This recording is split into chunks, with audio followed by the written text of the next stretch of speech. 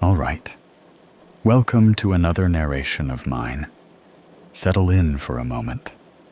This is where the voices I carry meet the version of the truth most people avoid, and where the things we uncover tend to stay with us long after the story ends.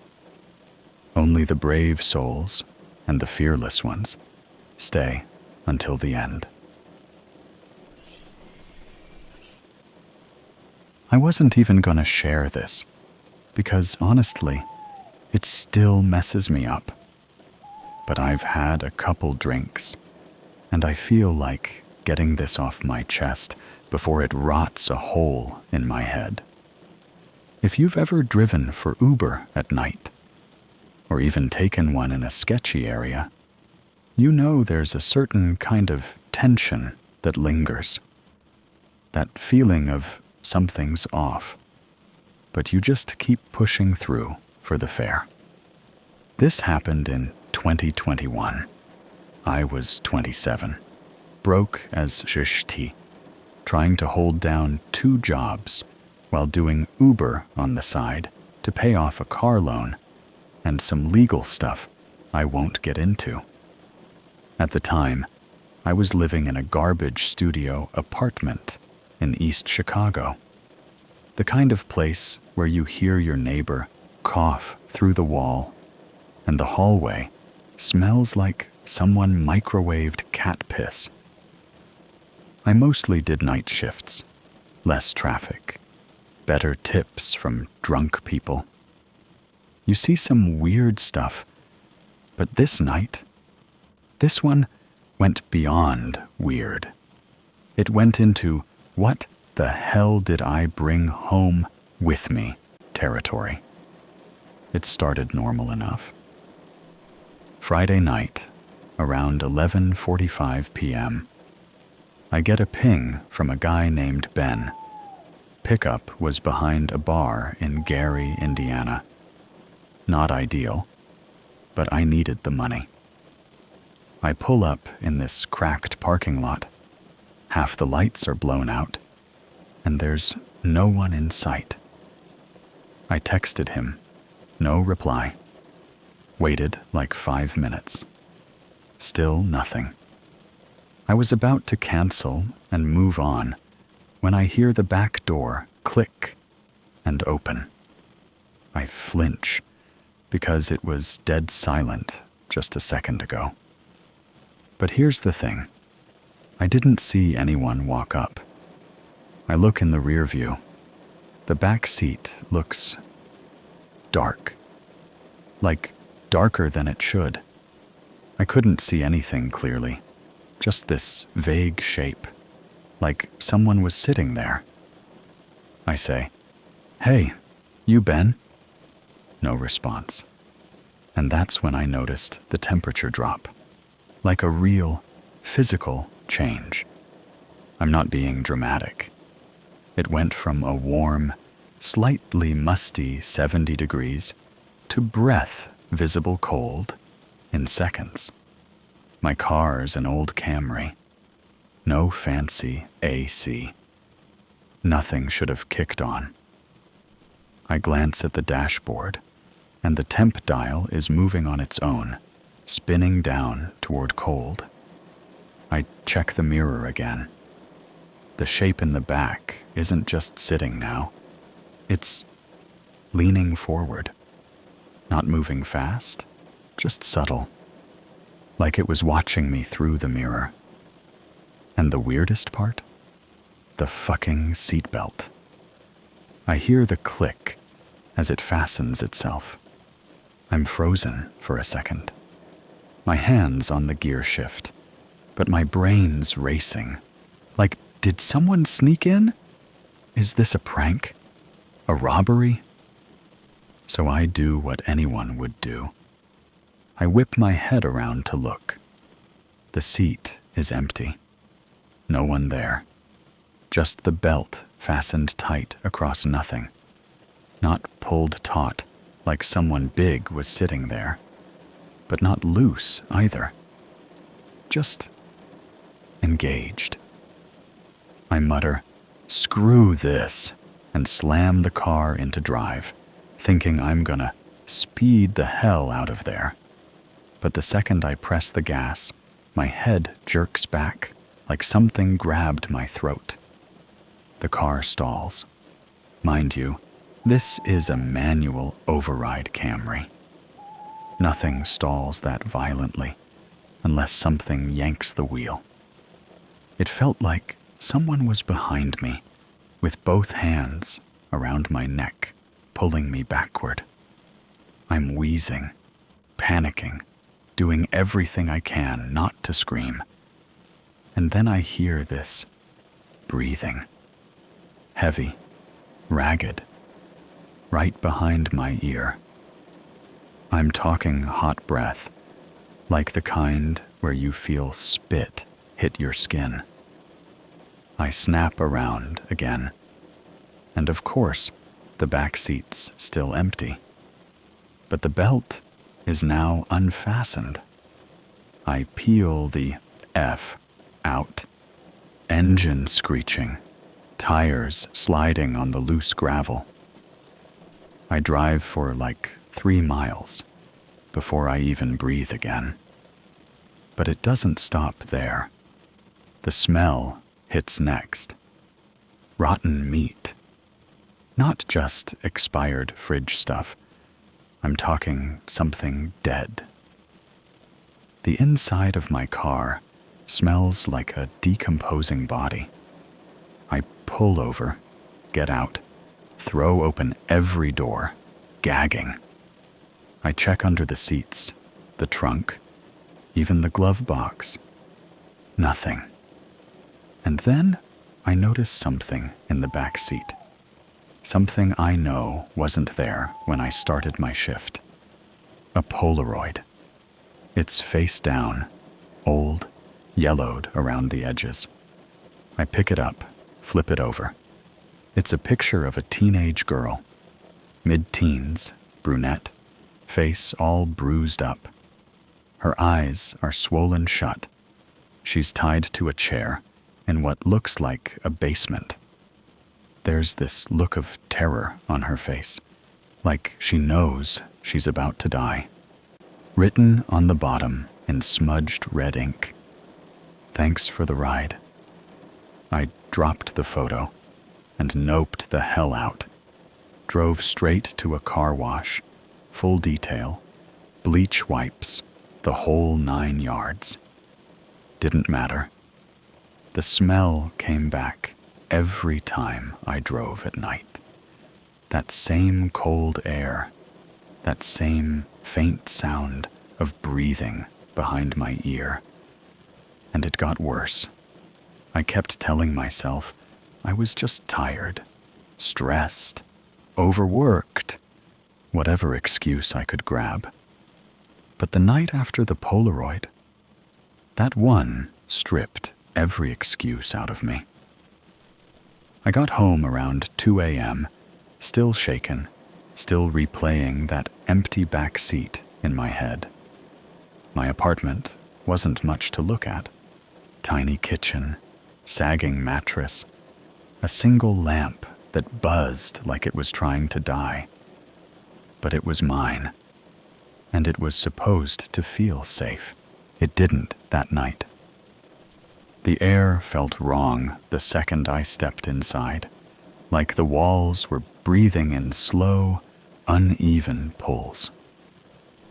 I shrugged it off, tossed my keys on the counter, and went straight to the shower. I just wanted the smell of rot off me. Even after washing my car, I swore I still felt it stuck to my skin. When I got out, the apartment felt colder. Not AC cold. More like the kind of chill you feel walking past a place where something terrible happened. The kind that hits bone. I pushed open the bathroom door, towel around my shoulders, and froze. The light in the main room was off. I didn't turn it off. I stood there, dripping water onto the floor, staring into the dark. I told myself I must have done it without thinking. But then I heard it, something shifting softly in the corner of the room. Not footsteps, more like fabric dragging. Slow, almost cautious. I whispered, "Hello?" Even though I already knew no normal person would be standing there without answering. No reply. But the dragging stopped. I reached for the light switch. The second the light flicked on, I wished I hadn't. On my kitchen table, right next to my keys, was a new Polaroid. Fresh, crisp, like someone had just taken it minutes ago. This one wasn't of the girl in the chair. It wasn't even of a person. It was of my couch. Same stain on the cushion, same cheap throw blanket. But sitting on the couch, blurred like the camera trembled, was a shape. A dark figure with its head tilted at an angle that looked wrong, almost curious. And behind it, on the far wall, was something that made my stomach drop. A shadow on the wall that wasn't mine. It was tall, too tall, and its arms were long enough to touch the floor. The outline was stretched, like whoever cast it didn't fit inside their skin right. And its head, the shadow's head, bent forward, like it was sniffing the air. Like it knew I'd see it. I backed away, heart pounding, trying not to let out a sound. The air tasted metallic, sharp, almost like blood without the violence. My skin crawled with this crawling, buzzing sensation, like something had just brushed past me, even though nothing touched me. And then my phone vibrated in my pocket. I looked down, expecting maybe a friend texting me, but it was the Uber app. Passenger added to your route. I hadn't been driving for hours. I opened the app and saw the little car icon, the one that shows your vehicle on the map. Moving. My car was driving itself through the streets, slow and steady, like someone was behind the wheel. A name popped up under it. Backseat rider. No rating, no picture, no cancellation button. My eyes darted toward the door. Locked. Deadbolt in place. But the cold air in the apartment thickened, almost humming around me. I turned toward the couch, the same couch from the Polaroid, and saw the blanket shift. Just barely. The kind of movement you could mistake for air if the air hadn't felt like ice. I didn't scream. I didn't run. I just stared, frozen, because something inside me knew sudden movements would be a mistake. And then, from the corner of the room, where the shadow had been in the photo, I heard it. A breath, slow, deep, and wrong. The kind of breath that feels too close to the ear, even when no one's standing near you. Then something else, whispered, low, and cracked like vocal cords that hadn't been used in years. You left me behind. The lights flickered. My phone buzzed again. Passenger picked up, and my car icon stopped moving. I didn't sleep that night. I didn't even sit down. I just stood in the middle of my tiny apartment, trying not to look at the couch, trying not to look at the walls, because every time my eyes drifted, I'd catch this faint shimmer in my peripheral vision, like something was standing there, but ducked away the moment I focused on it. The air stayed cold enough that my fingers felt stiff. My phone was the only light in the room, this dull glow in my hand, showing that little car icon. My car, still parked a few miles away, engine off, backseat rider, marked as picked up but not dropped off. The app timer just kept climbing. 20 minutes, 30, 45. Every number felt like a countdown to something I couldn't name. At around 4 a.m., the apartment went quiet in a way that made my ears ring. That's when I heard the sound. Soft, tiny, but close.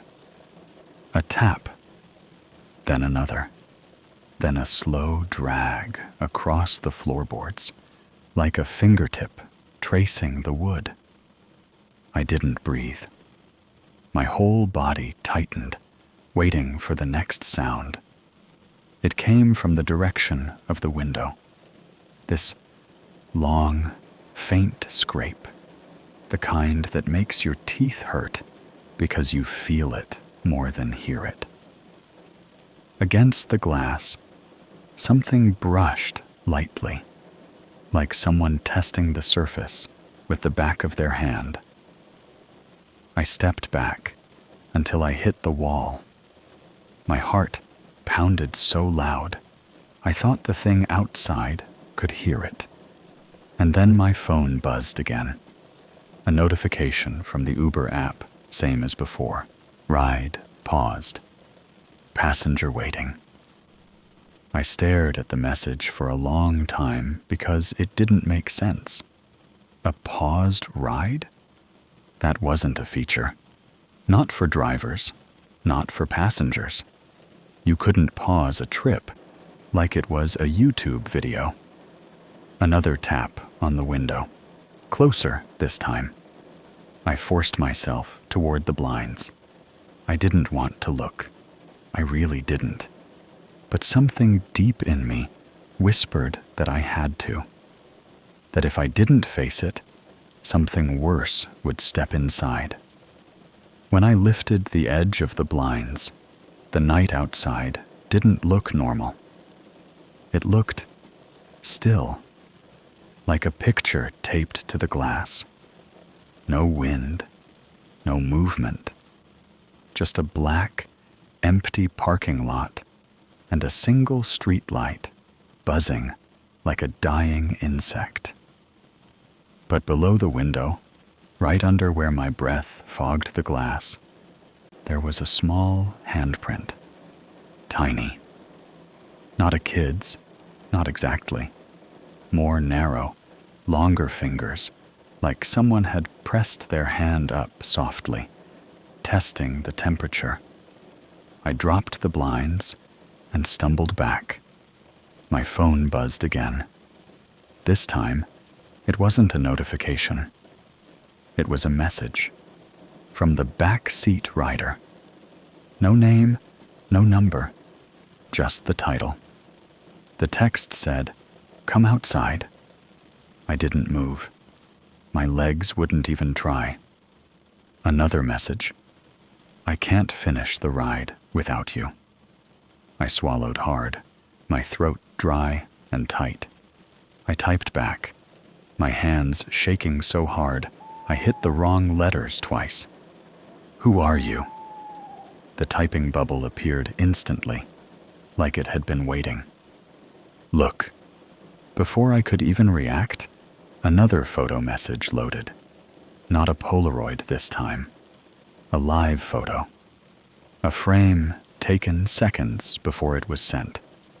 It was my car, parked outside my building, headlights off, driver's side door open, and sitting in the back seat, half shadowed, body turned slightly toward the camera. Was that same shape from before, but clearer now, not a blur. Its head leaned forward, its shoulders slightly hunched, like it was listening, waiting, and the seatbelt beside it was buckled tight. I heard the softest creak from the hallway, my apartment door shifting like pressure was on the other side, like someone was leaning against it, breathing lightly, waiting for me to open it. I remember standing there, glued to the floor, like my body had decided it didn't trust me anymore. The door kept giving those tiny, quiet creaks, just enough to let me know something on the other side was shifting its weight, not pushing, not trying to force its way in, just waiting. That almost made it worse. I checked the peephole. Bad idea. The hallway lights flickered in this slow, almost lazy way, like they were falling asleep. And right in the center of that dim, yellow glow, facing my door, stood a figure.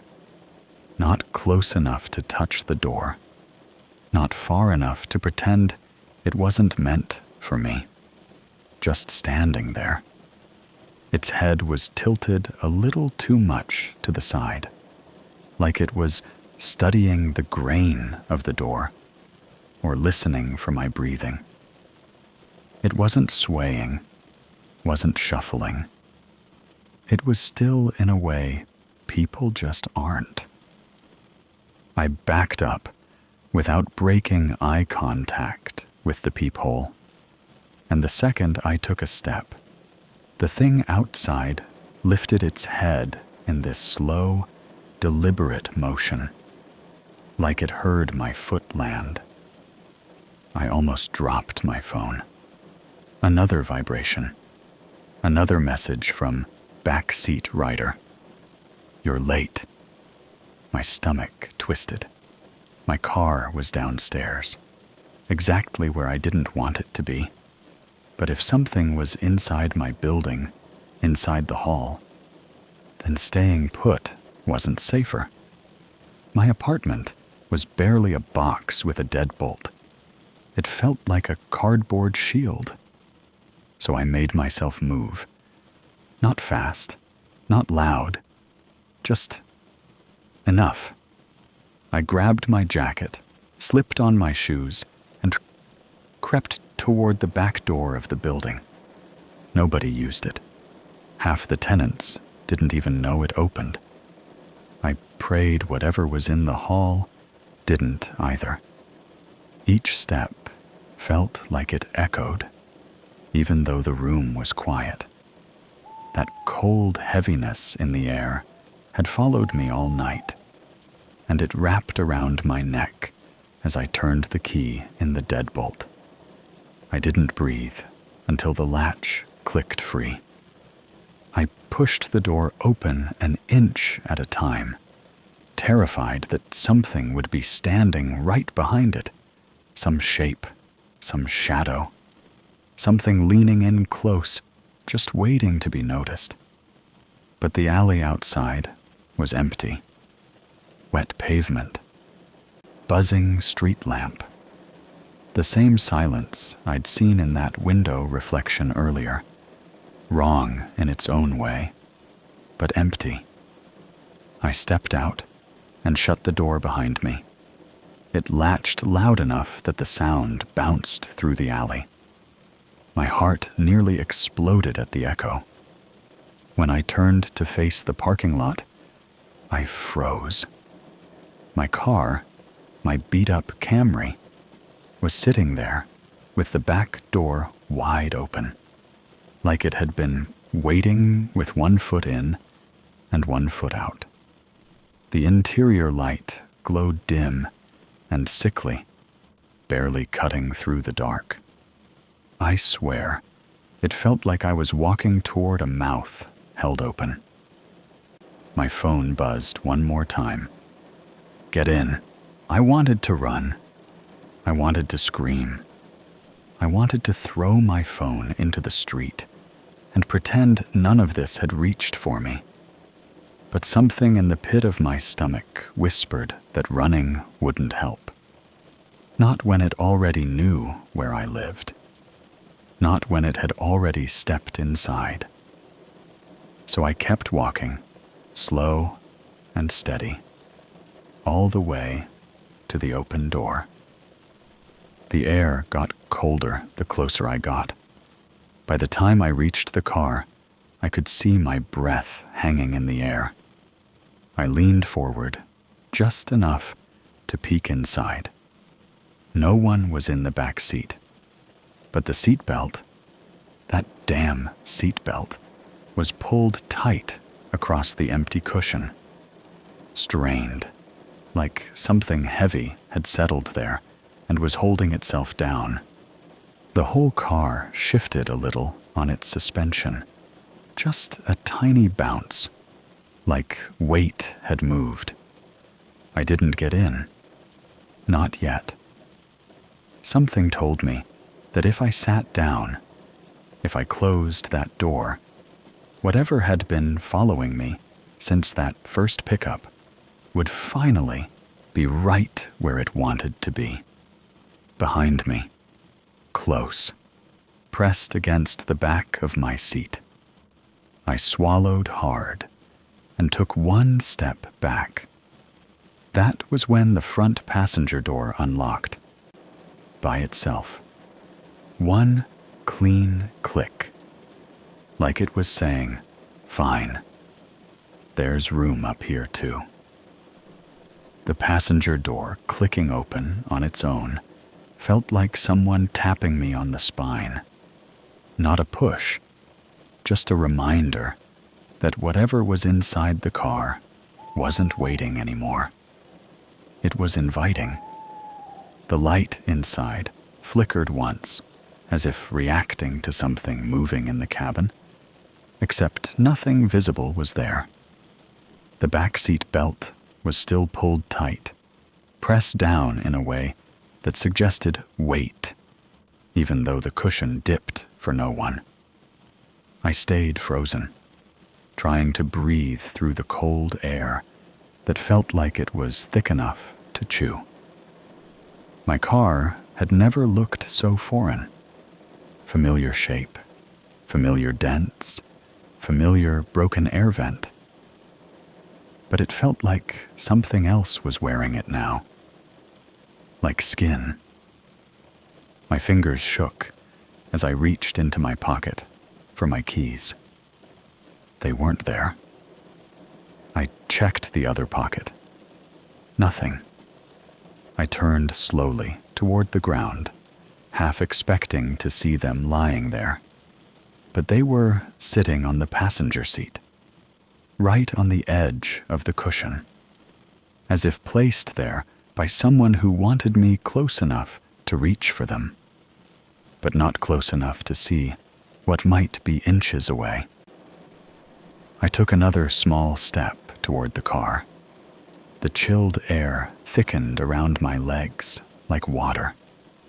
Every instinct I had screamed at me to run back into the building, lock the door, and barricade myself in the bathroom until sunrise.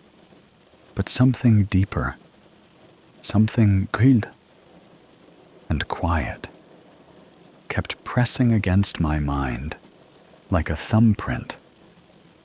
Not words, not a voice, just a heavy, pulsing pressure that whispered, "You still owe a ride." When I reached out, my hand hovered over the keys. My fingers tingled, numb from the cold. And then the back seat belt tightened, just a tiny twitch, but enough to make the metal buckle clink against the plastic. I grabbed the keys and yanked them back fast, like the seat might have tried to grab my hand. The interior light flickered hard. Then everything went silent. The kind of silent where you can hear your heartbeat in your teeth. I backed up slowly, eyes locked on the open doors. I didn't know where to go. Running down the alley felt like inviting something to chase. Going back inside felt like leading it straight home. The only thing I could think to do was break the connection, kill the ride. I unlocked my phone, opened the Uber app, and hovered over End Trip. It wasn't grayed out. It wasn't restricted. It was just there, waiting for me. My thumb pressed the screen. The instant I ended the ride, every light inside the car shut off. Dark, empty, silent. No cold air. No shifting cushions. Nothing. Just my beat-up Camry sitting there, like a dead thing that remembered it used to be alive. I reached forward, placed my hand on the door, and whispered, "This is over." After a second, I shut the door and backed away. The car didn't follow me home. It didn't lock or unlock by itself. It didn't breathe, didn't react, didn't move. It just sat there. The cold in the air lifted a little as I stepped away. Not warm, just less wrong. When I finally got back inside my apartment, I slumped onto the floor and stayed there for a while, waiting to see if anything followed. Nothing did. No new photos, no breathing in the dark, no messages, just silence. I quit driving that same night, sold the car a week later. The guy who bought it messaged me once, saying the interior smelled weirdly cold. I blocked him. Sometimes, around 3 or 4 a.m., my phone buzzes with a notification that never fully loads. A little ghost alert that disappears before I can read it. Sometimes the app reinstalls itself, even after I delete it.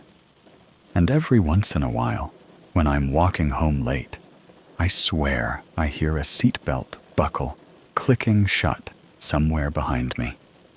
Not close, just near enough to remind me some rides never really end.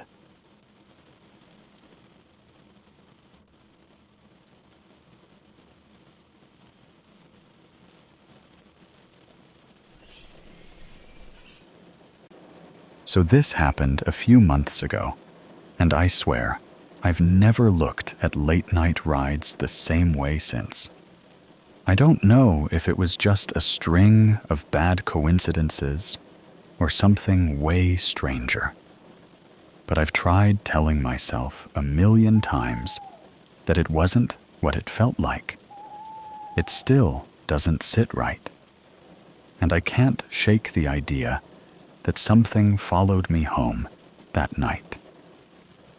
So, it's around 3 a.m., that dead hour when your brain feels like wet cardboard and your phone battery is hanging on by a thread.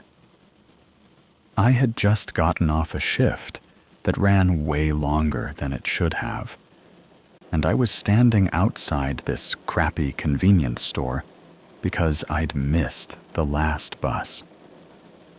I open the rideshare app, and right when I'm checking fares, this weird notification pops up.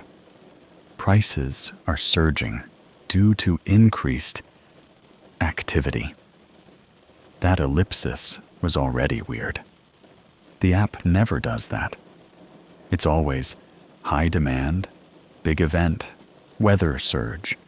You know, normal stuff. But activity? And the 3 dots after it? It felt like someone typed it manually. Still, I was too tired to walk home, so I just shrugged and ordered the damn ride. A car pulls up. Dark blue Prius, headlights a little too bright, like the guy installed them himself and didn't do it right. The interior light flicks on when he looks back at me, and instantly, something feels off. Not danger exactly, just wrong. He was probably late 40s, messy hair, eyes way too wide open for someone driving at 3 in the morning. Not twitchy, just awake in a way no one should be at that hour. I get in, and the first thing he says is, "You ordered for 2?" I tell him no, it's just me. He nods slowly, like he doesn't believe me.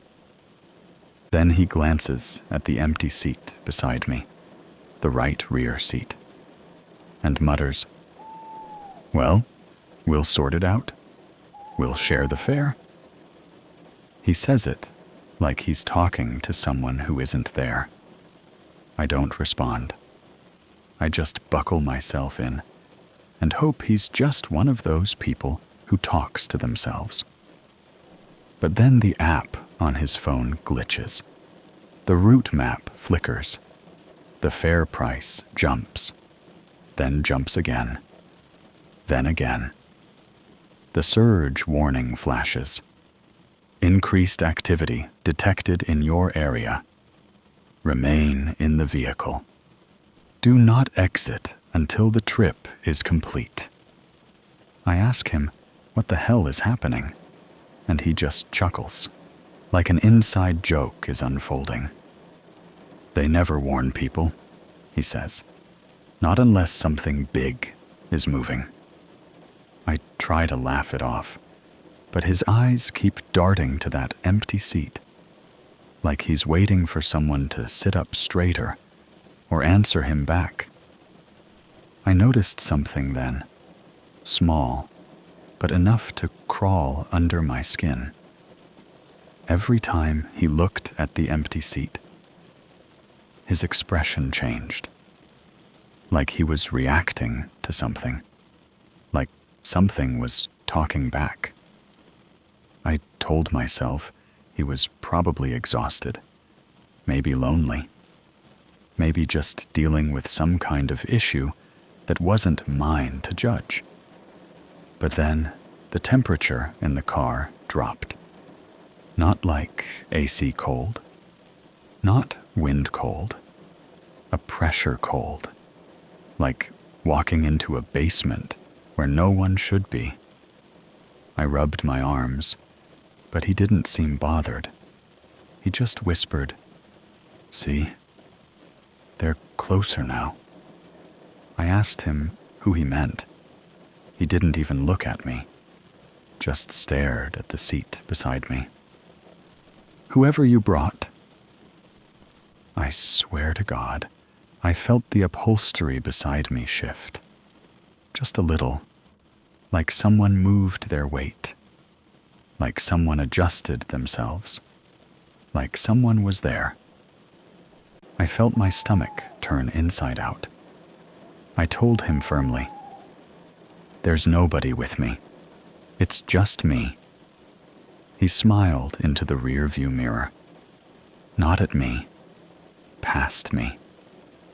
Then why is the app charging for 2? My phone buzzed at the exact same second. I looked down. The app showed 2 passenger icons, both labeled as active, and the fare had doubled. The driver nodded, like this proved something he'd been saying all night.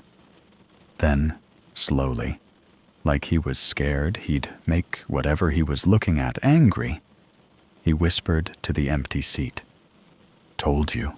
They'd notice you eventually." And the surge notification popped up again. This time, it didn't feel like a software glitch. Increased activity is rising. The passenger in the right rear seat must remain seated. There was no one there, but the seatbelt was pulled tight, not fastened, not clicked in, pulled tight, like someone invisible was straining against it. I didn't breathe for at least 8 seconds. Then the driver turned to me with this tense, terrified expression and said, "Don't piss them off. Please, just keep looking forward." And in the corner of my eye, I swear something moved. So there I was, sitting in the back of this Prius at 3-something in the morning, trying not to freak out while the driver kept whispering to an empty seat like it owed him money. And even though I kept telling myself nothing was there, my body wasn't buying it. My hands were shaking so bad, I had to shove them under my thighs just to keep them still. The driver kept stealing these short, jerky glances toward the right side of the back seat. Not long looks.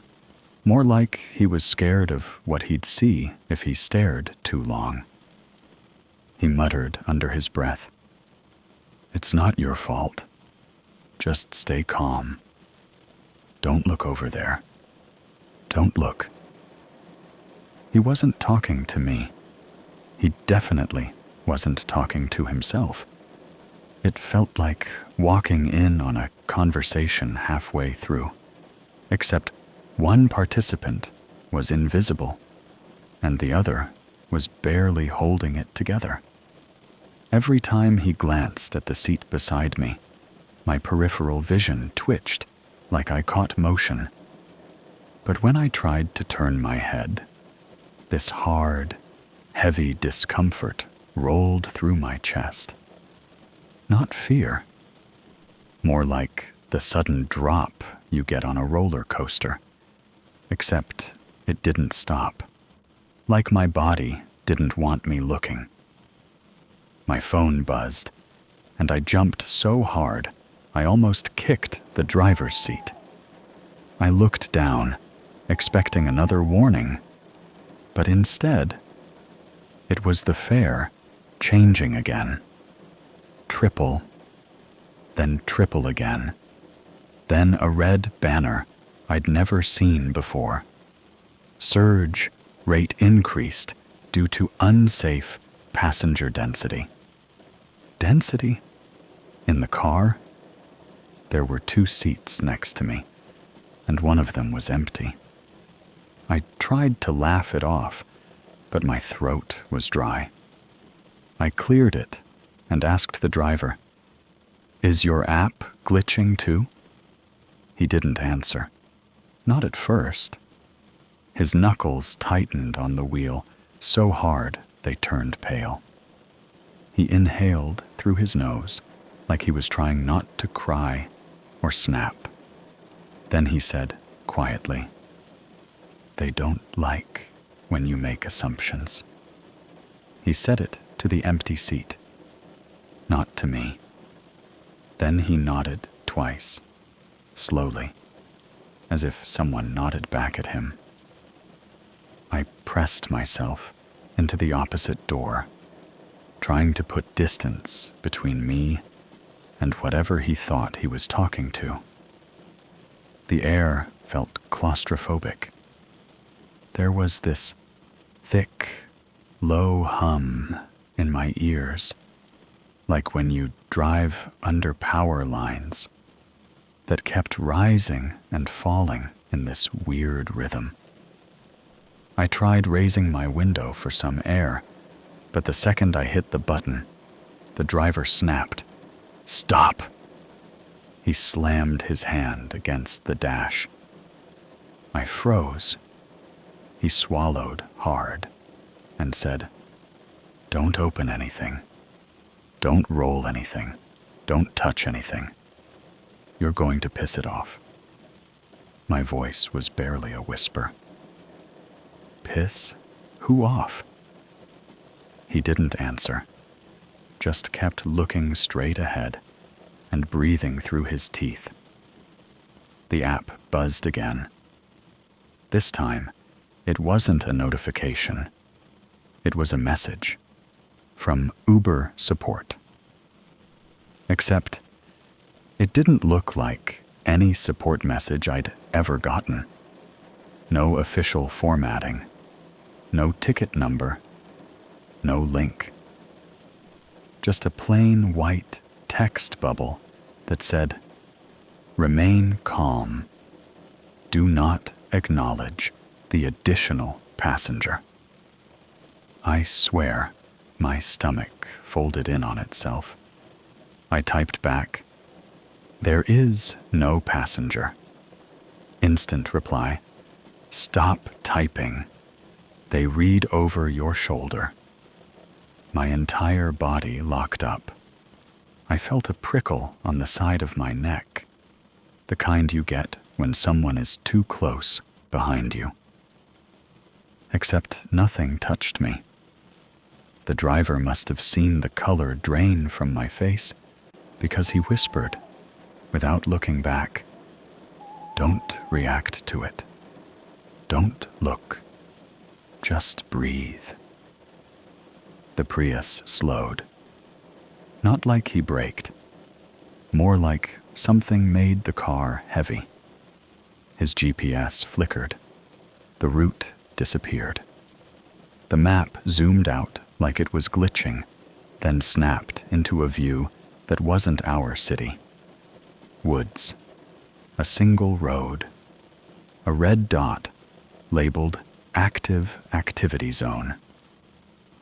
The driver's voice shook when he said, "We're not supposed to be here." And then the temperature dropped fast enough that my teeth chattered. He clenched the steering wheel and said to the empty seat beside me, "We didn't bring them on purpose, so don't punish us."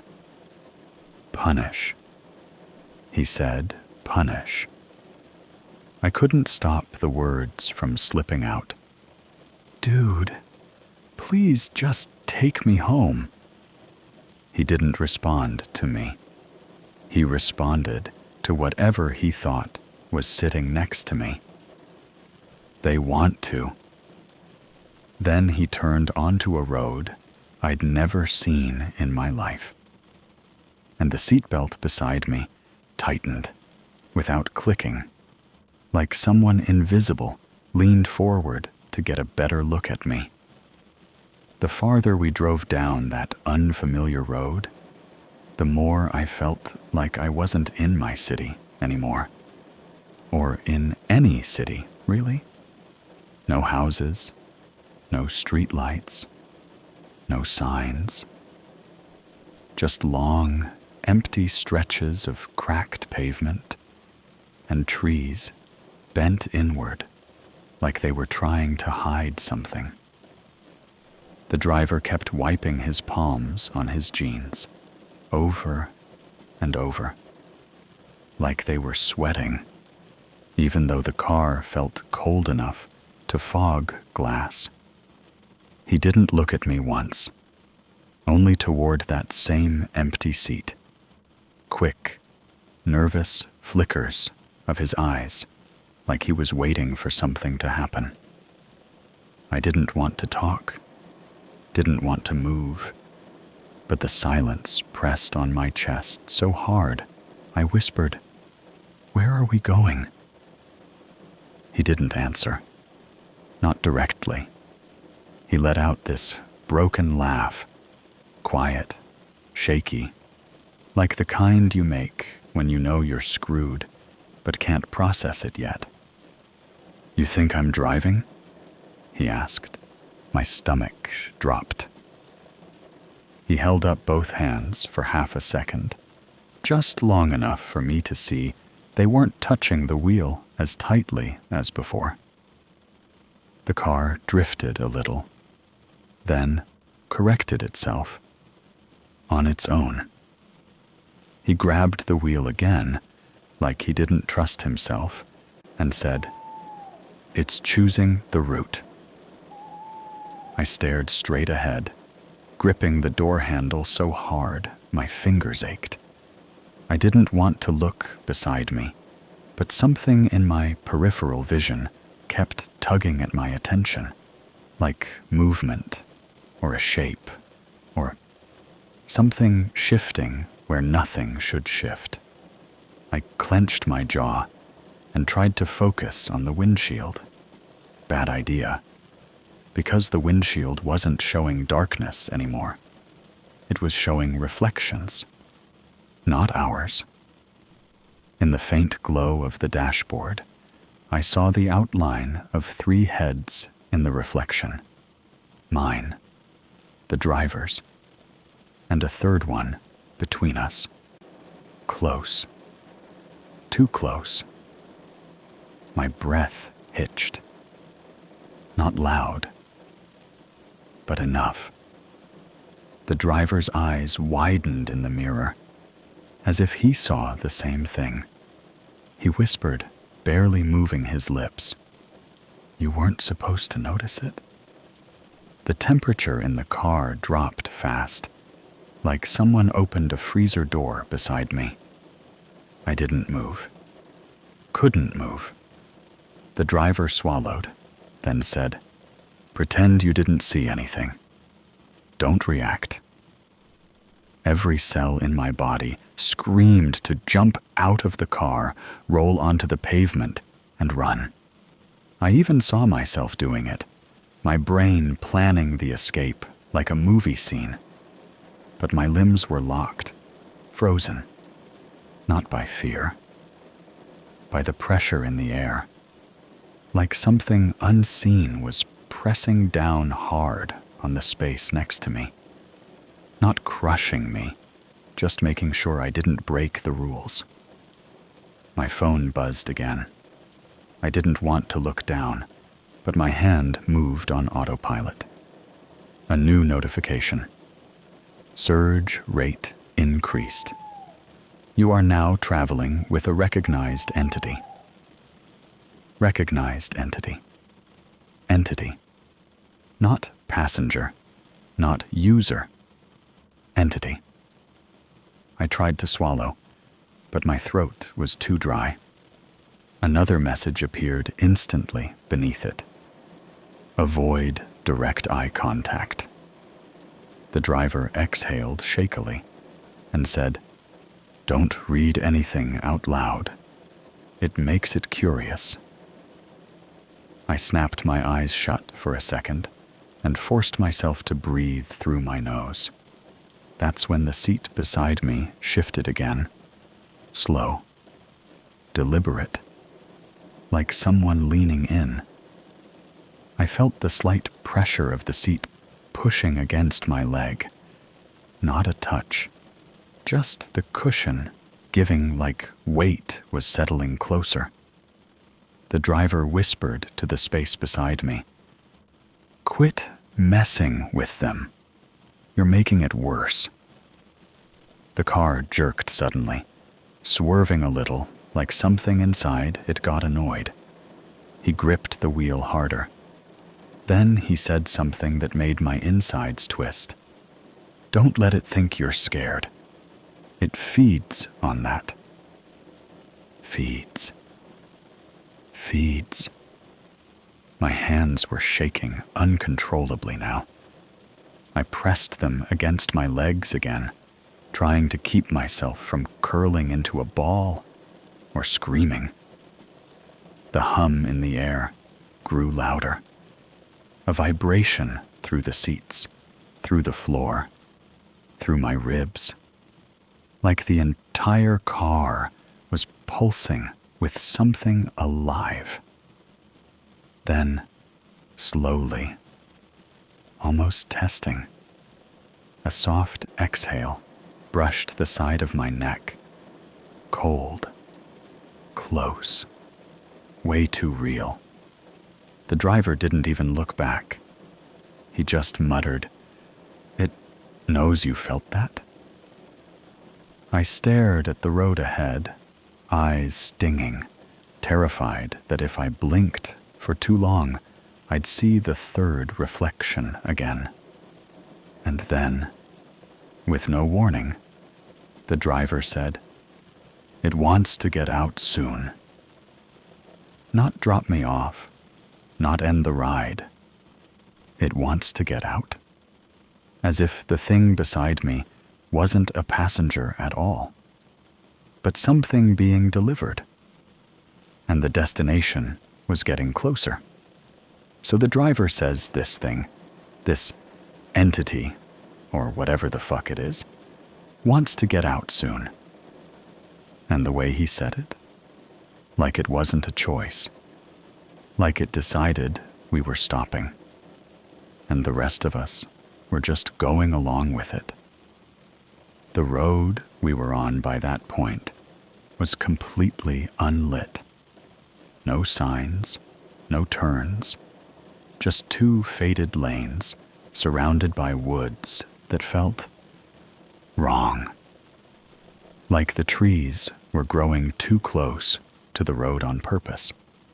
Like they'd been watching this car coming for a long time. I finally forced myself to speak. "Where the hell are we going?" The driver glanced at me in the mirror, and for the first time since the ride started, he looked scared for me. Like I'd asked a question that meant I already lost. He said, "Someplace quiet." It always chooses somewhere quiet. I wanted to scream, or punch the window out, or maybe just claw my own face off, because something about that sentence broke something in me. He saw I was spiraling and followed it up with, "It's not dropping you off. You're still good. I think." "You think?" He didn't answer. And then, without touching the screen, his dashboard GPS lit up again. A red dot. A single turn. Destination labeled transfer point. What? The actual fuck? As we started slowing down, I noticed something strange. Not supernatural, not creepy, just real world messed up. There was already another car parked on the side of this pitch black stretch of nothing. Hazards blinking. No one inside. Doors wide open. Like someone got out and didn't come back.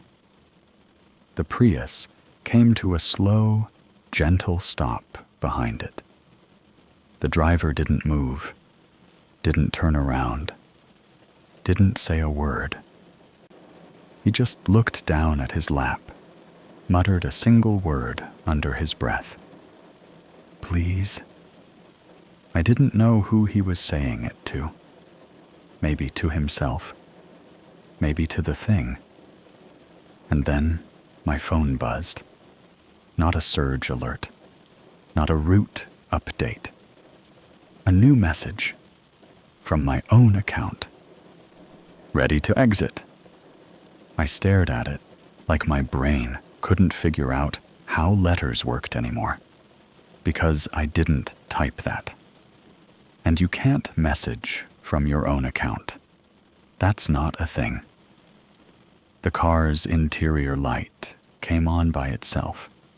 Not bright, just that dim, sickly orange glow that barely lets you see the floor mats. I stayed still. The seat beside me stayed occupied.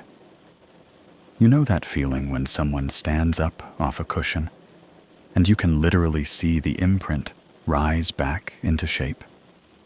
That's what happened. Except there was no one there to see. but the seat lifted like someone was standing. The back door unlocked. Then it opened, slow, on its own. And the sound it made? It wasn't mechanical. It sounded wet. The air that rushed in was not air. It smelled like dirt and water and something rotten left underground too long. The driver's hands were shaking on the wheel now. He didn't look back. He just whispered, "Don't look outside. Just wait until the door shuts again." So that's what I did. Sat frozen. Didn't move. Didn't look. Didn't breathe. And in the open space where the invisible weight had just been sitting, right beside me, I felt something pass. No footsteps, no sound, just a shift in pressure, like walking into a room and knowing someone else is already there. And then, from just outside the door, something whispered, "Next time, you're the fare." I don't even know what kind of voice it was. I don't know if it was male, female, human. I just know it wasn't supposed to speak. It was like hearing a statue sigh. The back door shut, quietly, gently. And the moment it clicked, the temperature snapped back to normal. The GPS rerouted. Back to my place, like nothing happened. The driver finally spoke after 5 straight minutes of silence. "It's gone," I asked him. "What the hell was that?" And all he said was, "They've been riding longer than we have. We're just new to the route." The ride back to my apartment felt longer than the entire nightmare before it. Not because of the distance, because of the silence. Real silence. Not the charged, too cold, too wrong stillness from before. This was the silence people make when they're afraid to say anything that might make reality notice them again. The driver kept wiping his face like he couldn't tell if he was sweating or crying. His breathing was uneven, and every now and then he whispered things under his breath.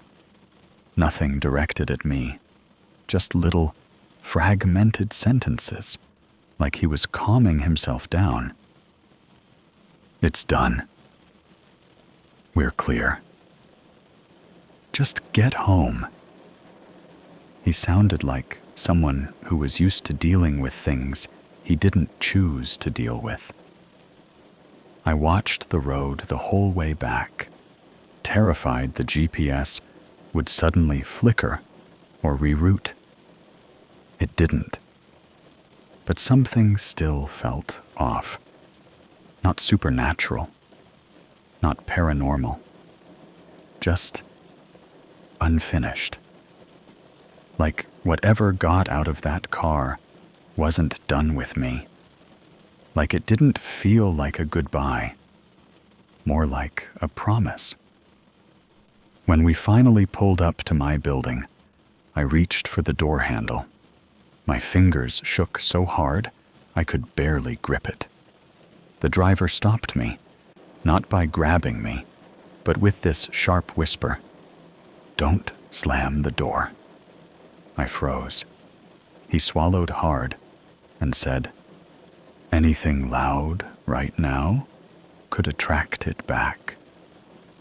I didn't ask what it was. I was too scared of the answer. I eased the door open, like I was defusing a bomb. The dome light flicked on, and for a split second, I swear I saw an outline on the seat beside me, like the cushion still hadn't forgotten something was there. I stepped out, closed the door softly, barely a click. The driver gave this exhausted nod and muttered, "Get inside fast." So I did. I made it up the stairs without looking back. But the second I shut my apartment door behind me, my phone buzzed. Hard. 4 notifications in a row. My whole body went cold. I forced myself to look. All 4 were from the rideshare app, but the timestamps didn't make sense. The first one came in while I was still in the car. The last one came in after I locked myself inside. All 4 said the same thing. Surge pricing active. Increased activity near you. Then a 5th notification slid in. Different wording. A new passenger is waiting. I froze. Didn't breathe. Didn't blink. Then another one came in. This time, it wasn't a notification. It was a message. From a driver profile I'd never seen. No photo, no rating, just a name. Transfer complete. The message said, "Ready for pickup." I almost threw my phone.